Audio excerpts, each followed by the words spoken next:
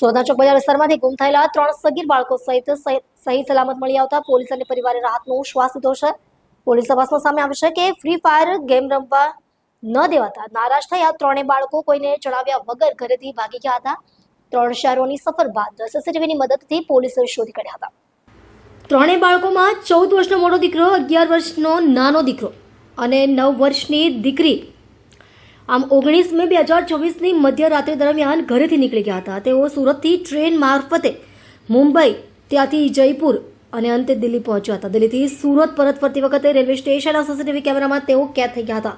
Railway પોલીસે તેમને કબજે કરી ચોક બજાર પોલીસને સોંપ્યા હતા. પિતાએ જણાવ્યું હતું કે બાળકો દિવસ રાત ફ્રી ફાયર ગેમ રમતા હતા. તેમને સુધારવા માટે 3 દિવસ પહેલા મોબાઈલમાંથી સિમ કાર્ડ કાઢી ફોન કબાટમાં મૂકી દીધો હતો. તેમણે સ્પષ્ટ કર્યું કે તેમણે ક્યારેય બાળકો પર હાથ નહોતો ઉપાડ્યો. બાળકોની મોટી બહેને રડતા રડતા જણાવ્યું કે તેઓ પપ્પાના ગુસ્સાથી પરેશાન થઈને ચાલ્યા ગયા.